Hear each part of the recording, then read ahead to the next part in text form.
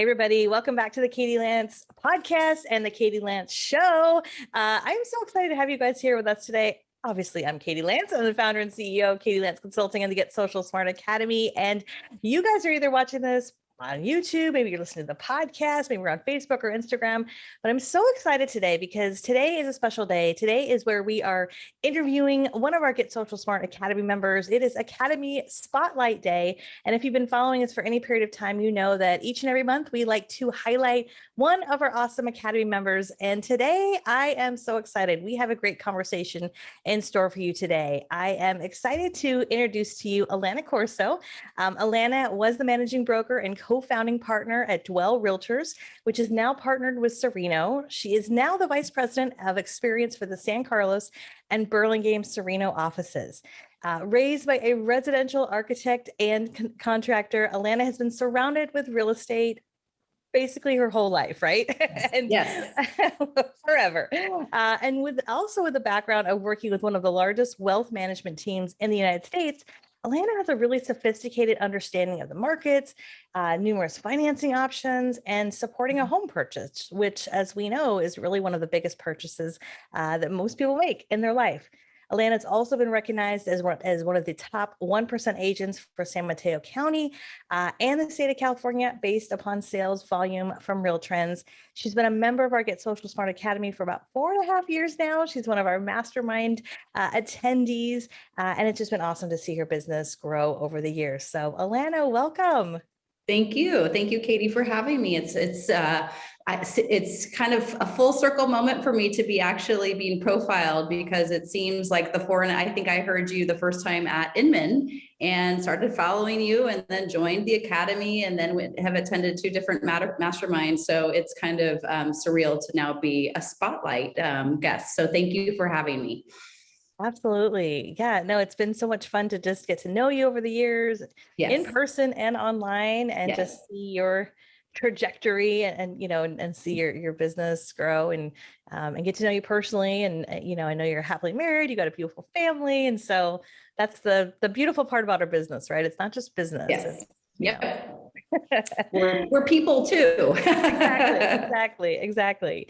So for people who aren't familiar with you, maybe you can just give people a little bit about your background, like how long you've been in real estate, maybe a little bit about what your business looks like today. Sure, absolutely. So I like to say I had a career pivot. So back when my husband and I were we had our first house and we were considering a move. We were like, do we remodel? Do we sell? We were looking for a local real estate agent and used our mother's local San Carlos Belmont Mothers Club to search for a name. And there was this gentleman, Bob Riddell, that kept coming up as recommended. And my husband discovered, he's like, wait, I went to high school with Bob and he lived around the corner from us. And we ended up hiring him to sell our house and then buy our next one. And he wrote and still writes a very successful real estate blog for our, local community. And I followed him. We kept in touch. We started socializing more. And back in probably 2011, he had done a blog post looking for an assistant to help. His team was growing, his business was growing, and he needed more help. And I was in wealth management at the time working at Smith Barney and loved my clients and my customers and the people I worked with. I liked the markets. I probably didn't have an enormous passion for the markets. But I was, still looking at the MLS, even though we had, bought and sold our houses, still intrigued. And I was like, gosh, I could be an assistant. I could do that. And Bob and I had a conversation and he said, you can probably do more than just being an assistant. And he really encouraged me to get my real estate license. So I took the classes required to do that. I got my license in 2012, my salesperson's license. And at the time, it was when Smith Barney was doing a big joint venture with Morgan Stanley, and my wealth management team was like, you can't leave, we've got all this going on, we need you. And so I actually ended up doing wealth management part-time while kind of ramping up in real estate, joined Bob's team as a buyer's agent and kind of learning, contracts and all of the, kind of nuances of how to get a house ready to sell it. So did that for about a year and then really hit the ground running, like just really found that I loved real estate. And wealth management completely. Still talk to all of my like coworkers. It was kind of like a family there, and a great background because real estate is, such a financial. There's such a large. It's a emotional, but also a hugely financial component. Fast forward, we were at Sotheby's at the time, and then some like-minded real estate agents with Bob and myself, with 3 other fabulous local realtors. We decided to leave our big brokerages and start a new independent brokerage. So we did that in 2015, which was Dwell. I got my broker's license, so then became the managing broker, all the while kind of building my own real estate practice, helping, people buy and sell on the peninsula. And then, just kind of haven't like skipped a beat and found my sweet spot and kind of really found like my career. And I love it. It's fun. It's rewarding. It's challenging. There's never the same day ever, and never the same client, never the same house. So it's just like a new day every day, which is really cool. Never a dull moment. Never a dull moment. And there was a meme I saw last night where they're like, someone was joking. They're like, you keep saying you can't make this up, but like you keep like having those new experiences and you're like, how? I never knew. That's funny. Yep. Well, just in I guess it's been about 10 years then. So you got your license, right? Yep. 2011. Coming up on and I got my broker, it's 2015. So yeah, it's kind of funny because it feels a lot longer sometimes, but then I go, gosh, I really haven't had my license that long. Right. And as far as kind of the structure of your team, I know you're in, obviously like a leadership role. Yep. But you're actively selling. Do you have an assistant or other folks that are kind of part of your team, or Sure. So I use a virtual assistant part-time. So she helps do some of helps me run reports, a lot of behind the scenes stuff, sends reminders, does things. She actually helps post my videos on social media for me. I use a professional video editor who's also virtual, that was one of the things that was cumbersome and scary to me. So I decided to use someone professionally to do that. And then I also use a transaction coordinator for all of the paperwork part of my job. I always tell my agents, I'm like, if paperwork doesn't bring you joy, use someone to help you do it. You should be doing things that bring you joy. And I don't mind paperwork. It's an important part of our business, but I could be doing other things with my time. So that's kind of my team. Well, I think that's really smart. I think a lot of times we try to be all things to all people, and right.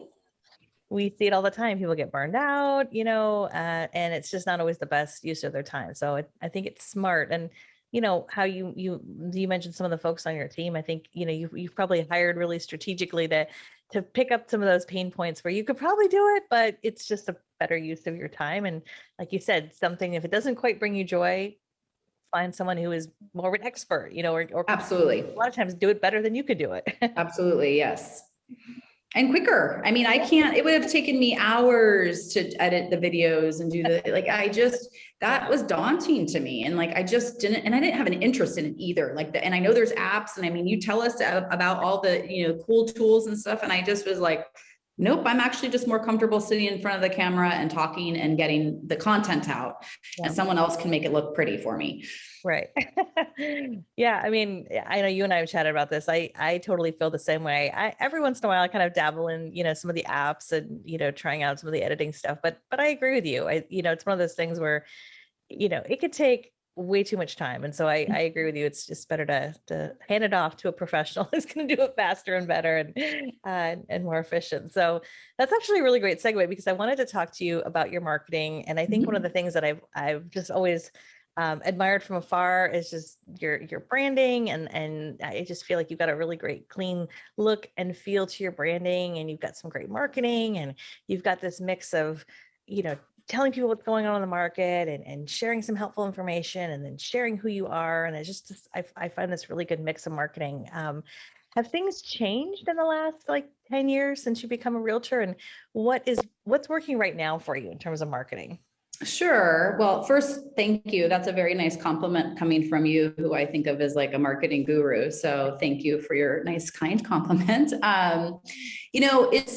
I think, marketing in general, it changes fast. Sometimes it can be fast, right? The changes in the technology and the social media and the platforms and you can have reels now and you have this and, there's IGTV. I'm like, oh, I forget about IGTV sometimes, right? Right.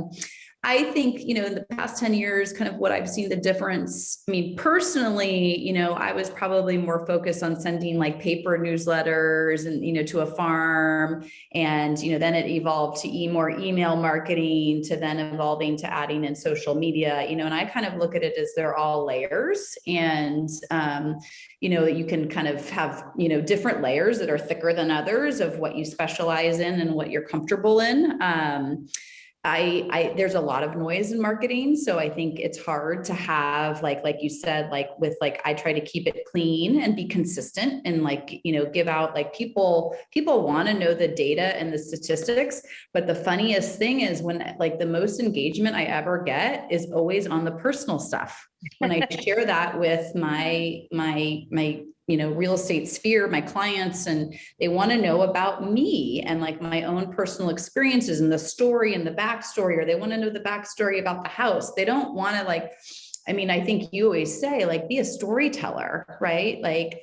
Get us, to know more about it. Anybody could say, just listed and give the stats, right? But to have it wrapped up with what is unique and special, and then showcase it, because I'm a very visual person, and I'm attracted to pretty pictures and nice, pretty, shiny, clean things. And because it is noisy out there, you have to really draw people in. So I think it's just kind of being focused and, figuring out your layers of that marketing, which feels good. And kind of seeing that difference of don't forget that email marketing. It's important, right? But is it good email marketing, right? When I was we were in our leadership meeting and talking about, how agents send out emails to other agents with their house that's listed on the MLS, and it drives me bananas. I'm like, my job is to look on the MLS and tell my clients about it, and either use an email service that, emails them. But why are we bombarding people with these? I get dozens and dozens of those emails every day. That is noise. I don't want that noise. Hey, you have it's a really unique property, or it had a price reduction, or it's off market. That is an appropriate use of email marketing from agent to agent, right? But it's that's where I'm as an industry, we're just cluttering. And I'm stop the clutter, make it pertinent, make it good content, right? And hopefully that'll work, right? Yeah, it makes me laugh because I know exactly what you mean. And there is a lot of noise and there's a lot of clutter. And that's probably a good segue to kind of, talk to you about how you are cutting through the clutter. Because I think one of the things that I wanted to chat with you about was, a lot of the videos that you're doing. You've been doing videos, I guess, for about, is it 2 years now? It feels it'll be 2 years. I've kind of taken a little break this summer just to kind of we're merger just to Sereno it's just been time consuming. And I have to say that my 3 children all doing online learning last year was exhausting. And so it was nice to have kind of the summer to regroup and focus and then get back into it. But yeah, no, it's been about 2, because I think it was your mastermind October 2019 when I started. That was kind of my jumping off point where I finally jumped in and was I'm going to do, video marketing. Yeah.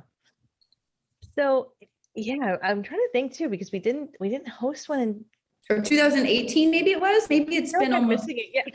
Yeah, I'm well, there was COVID, or there is COVID. What day was it? What year is it? What year are we in? It's 2017? No. I know. I think you were there in 2018 and 2019. If I'm not which mistaken, makes sense. But... Okay. So it's been almost 3 years. Right, exactly. And I was in preparation for our interview. I was kind of checking out some of your videos and checking out some of the things that you've been doing. I was looking at I love this series that you, I think you were doing it earlier this year, maybe last year. It was called Mamas in Business. Yep. Which I thought that was so fun and creative. You were interviewing other, moms, it looked like in the area. Is that something that just kind of came about, or is that something that you just thought, well, this would be a fun thing to do?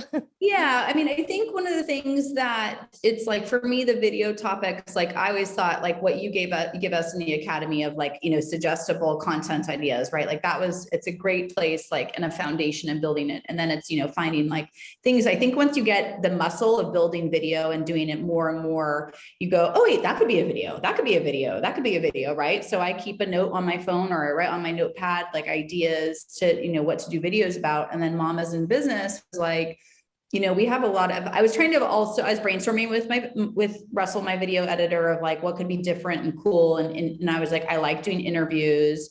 I'm a mom in business. There's a lot of these moms I know that are entrepreneurs themselves. And like, I would love to like, you know, get to know them, what it is like, cause I keep my questions the same for every mom. I mean, I, you know, tailor it a little bit to them to get their, you know, story to hear about them, but it's just to kind of like, I grew up in a house with, you know, my mom and my stepmom both worked full time. And there's a lot going on when you are balancing motherhood and, you know, being, you know, working, and whether you're self-employed or, you know, you work for someone or, you know, whatever it is. It's like there's all these stories out there that are really cool and our community deserves to hear them. And so that's where Mamas in Business was kind of born out of. And, you know, it's funny because a lot of people are very apprehensive to be a guest on it.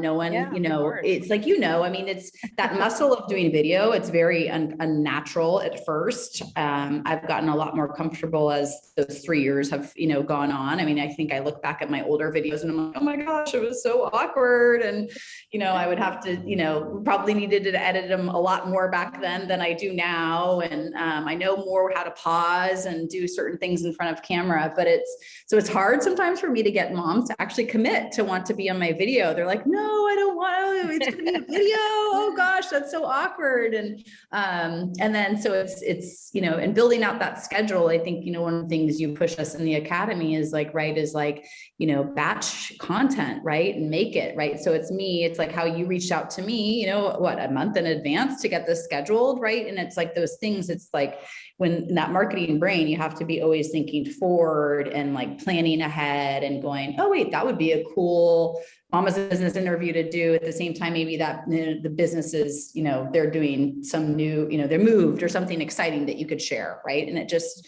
I think it elevates knowing more about our community and the cool businesses we have within it, and highlighting mamas who obviously are very special and dear to me. Absolutely. I think that's great. And I wanted to ask you, because you bring up a really, really good point, how not everyone's comfortable on video. And I think sometimes that this is something that's a little challenging when realtors want to do more video, and maybe they themselves are getting more comfortable, but then they want to interview people because they, like you know, you want to reach out to people in the community. But to your point, sometimes those people are like a little apprehensive. So are there, you know, I guess any tips or anything that you do, like when you're setting up a guest, you know, do you give them any tips or any, I don't know, suggestions to kind of build their confidence and also to make it a good interview? Because I think absolutely right. I mean, so I email my interview. So I reach out, I show them what I've done so they can watch it, right? I'll send them the YouTube links of the interviews I've done in the past. So they can see what it is. And, you know, like I said, I give everybody the same questions. So I give them the questions ahead of time, right? Because I think like it helps you to, you know what you're going to be asked, and that you're not asked any secret, tricky questions, right? To stump someone. I mean, I'm not like, it's not like, I'm not a news like caster, right? Doing the hard interview. It should be enjoyable for our audience, right? It's interesting because it was, you know, Mamas in Business was born during COVID, and it was like Zoom is such an easy modality to actually, I'm like, they don't even have to be in person. It's like we're doing now. I mean, you can be sitting across in a screen. And then I think a lot of the time I'm like, I have a professional editor who will also help. If we mess up, we can stop and exactly. It's okay. And we're human beings, and like, just kind of get over hearing and seeing yourself, and just kind of talking people through that process. And that helps, I think, get that jump over to like, oh, okay, this isn't as scary. And when it's a natural dialogue, I think we're all much more comfortable just speaking, instead of some weird, and that's maybe not everybody's could be good at it, but it's, if you're talking about things you're comfortable about and about, it shouldn't be hard. Yeah. Well, and to your point earlier, you said that you typically ask kind of the same questions or similar questions each time, which from your perspective, that's it just makes it easier, right? Yes. You've got kind of a flow, and then you can always, and we do very similar things. I have kind of similar questions I ask often, but it depends on how the conversation goes, and for it's sure nice to have that, being planned, but also kind of being able to sort of be in the moment also. Absolutely. The other video that I watched recently, and don't worry, I wasn't totally stalking you, but you're just getting my viewership up, Katie. It's great. More love. It's going to help the algorithms. And by the way, for all of our viewers, we are going to link Alana's YouTube channel below. If you haven't seen it, check it out, give her a subscribe, check out some of her videos.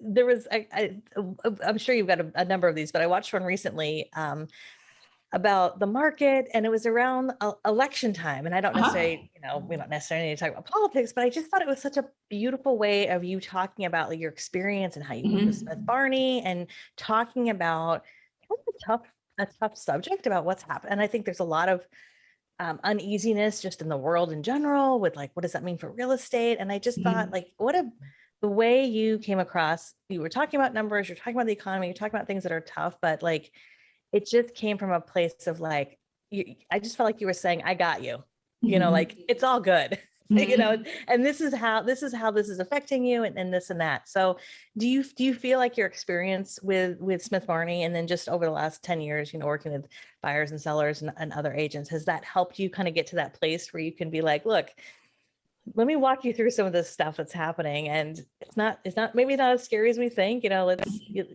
just, I don't know, just kind of ease people a little bit in terms of the economy and numbers and subjects that aren't always, as exciting as maybe a picture of your dog or, what I mean? Like, I just think it's an important thing to talk about. So I just would love your opinion about that. Yeah, I mean, I think it's, I'm obviously maybe more comfortable talking about it because of my background in wealth management, right? And,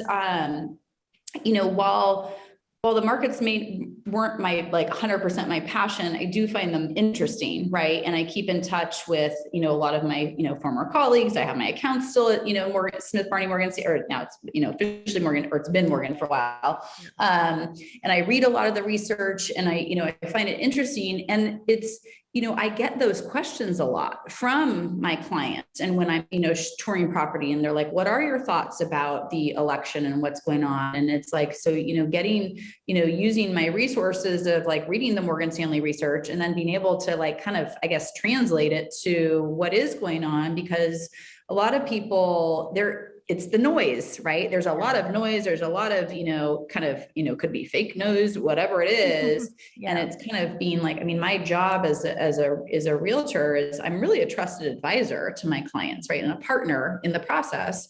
And, to be able to speak to them, and kind of calm emotions and be knowledgeable, right? And, I'm not a, economic analyst, right? But I can read a financial report and an economic report and be able to synthesize it and digest it and break it down for my clients and for, my vlog watchers and stuff. So it's, because we just need to know people, and it's also like they just want the summary, right? Like they don't want to break it down for me. I mean, if I had I had several clients that they were looking for houses, and they're like, what is going to happen with the election? What does it mean? And it's cool to look at a piece and be like, hey, historically, this is what happens if it's a Democratic president. This is what happens if it's a Republican president. And it's like, yes, that's politics, but it's like, here we have, hundreds of years of, 200 years of experience where they can look back and track the markets and know it. And so if like, I could just give a little bit of tidbit and snippets to everybody to make them feel better, I've done my job, I think, because it is all about trust and them feeling good and confident. And it was like, okay, they're like, I mean, and I got a lot of feedback on that particular video, that it was super helpful and informative. And, that's, you're like, okay, well, good. That's the point. Right. As I Exactly. want It's it. super relevant. It's Yeah. like sometimes if you don't talk about something, that's like the elephant in the room. Everyone's talking about it. So, you know. Yeah. And that's where, like I said, like, it's like what's going on around us constantly to make it be like, it was like a year ago, I did a video about the fire, like what to be prepared for fires. I mean, that's a new reality here in California, that we're having, fires every year. And like, it's affecting more and more people that we know, right? I mean, right now it's like Tahoe is like, crazy on fire. And you're just like, how many of us in the Bay Area either have a second home in Tahoe or go there every summer because it's their, treasured spot. And it's like, so it was like turning that into like, okay, what can we do to be prepared? Like that's pertinent, right? And if it's pertinent, I think you get through the noise. Right. Right. I think one of the things that's sometimes tough with marketing is to be able to pinpoint and say, well, I did this, which means I got this business, right? Or I did this, which equaled this number of leads, or, whatever it might be. Yeah. Are you able to kind of pinpoint like, okay, because I've been doing video, because I've been doing this with social media, you've seen, I don't know, an increase in business, or might even be more of like an anecdote, like, oh my gosh, I remember so-and-so reached out because they saw I posted this. I often find that's the case where it's, you've got sometimes a story or two. Yeah. I mean, I feel like it's more probably anecdotal. Like, I don't feel like, I mean, I definitely have people that reach out to me because they follow me on Instagram, they follow my stories, they, relate to me, they know this, or they see me in the community, volunteering or doing something, right? So, and again, I think it comes to the layers of like all of those little things, right? It's the Instagram stories. They know I have dogs. They know I have kids. They know I garden. They know, that it's like, I like to entertain, like certain things. And then I think it makes me approachable and more comfortable. They're comfortable. They kind of feel like they know me. And I've gotten feedback from people that they're like, oh, I watched your video and, that was so great about this. And God, I really did understand like why staging is so important, things like that. So again, it's those layers that then they go, oh, I remember Alana. We're ready to actually buy that house now. We're going to reach out to her.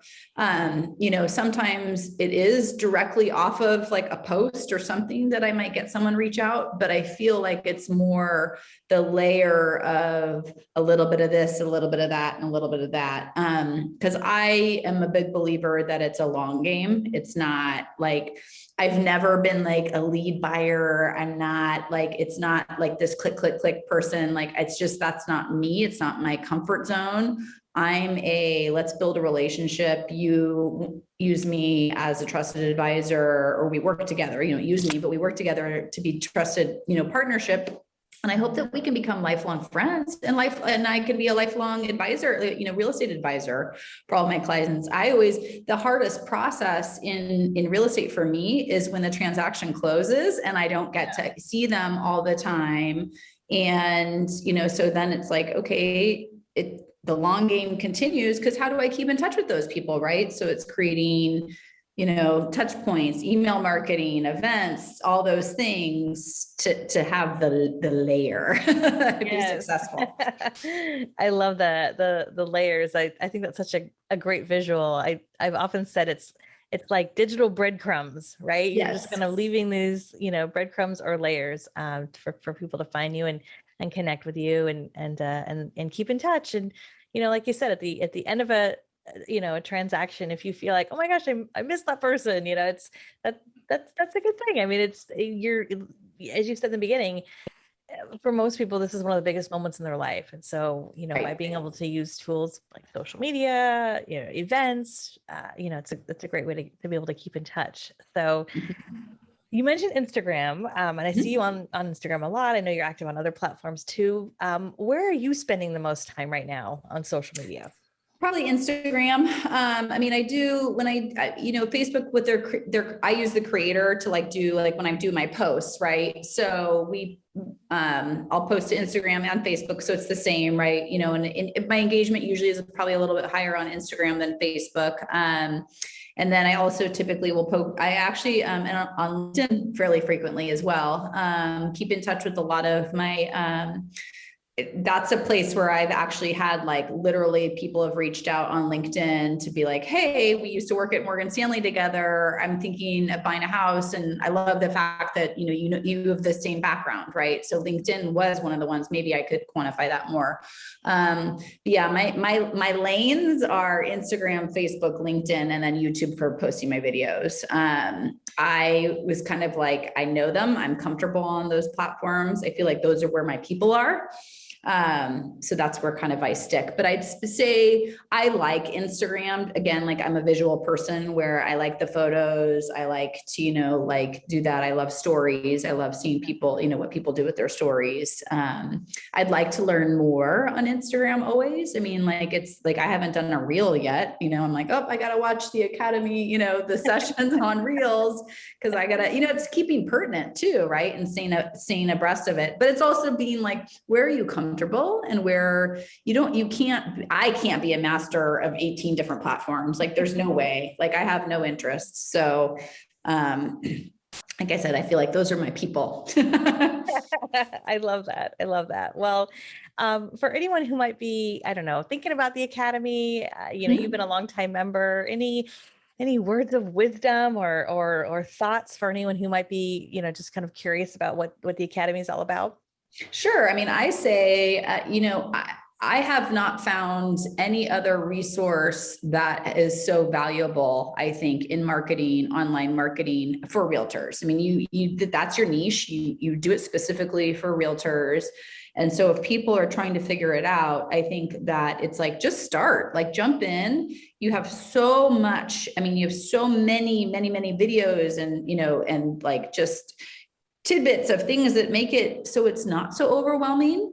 And just my advice would be like, pick one area that you want to focus in and start there and then build off of it. Right. And again, do what feels comfortable and right. Don't force yourself to be, on Facebook if you're never on Facebook. Like Twitter, I'm not on Twitter. Like I just don't. And I know like Twitter is a huge platform, right? But I'm not there. I'm not going to force myself. So I'd say, what are you looking at, yourself personally? And then take some of, a few of the videos to start with, and then build from there. And the Facebook groups, everybody is so, I think, like willing to like be help. It's a collaborative community, when you're in your Facebook group, so that everybody, if you're having an issue or you don't understand how to do it, or you want to know more, or you're looking for, a tip on something, everybody in that community is willing to share. It's like I said, it's collaborative. It's not like a secret, right. Which makes it valuable. I mean, again, one of the most valuable, I think, you're one of the most valuable resources to real estate agents out there in the country, I would say. Wow. Well, thank you for that. That really means a lot. I so appreciate it. And I appreciate you being on our show. I'm so excited to have this time and chat with you. For all of our listeners, we're going to be dropping Alana's contact information below, her Instagram, her website, her YouTube, of course. You can check it all out. And we're going to keep Alana on the line for just a moment, because we're going to continue this conversation over on our podcast. So if you're watching this on Facebook or YouTube or Instagram and you have not yet checked out the Katie Lance podcast, check it out. It is on basically every podcast platform you could find. You can also find it on our website, but we always love to extend these conversations and have a few extra bonus questions that you will only hear over on the podcast. So shameless plug for that. And also, if you're listening to this, if you would like more information about our Get Social Smart Academy, feel free to go to katielance.com/academy. Check it out. And of course, if you're watching this on YouTube, as Alana knows, we got to tell people to hit the subscribe button, hit the bell button, so you get notified when we have new videos that come out each and every week. Alana, thank you so much for being with us today. Thank you for having me. It's been a true pleasure. Absolutely. All right. Stay on the line. We're going to go over to the podcast. And again, you guys check out the podcast. We'll see you next time. Bye for now.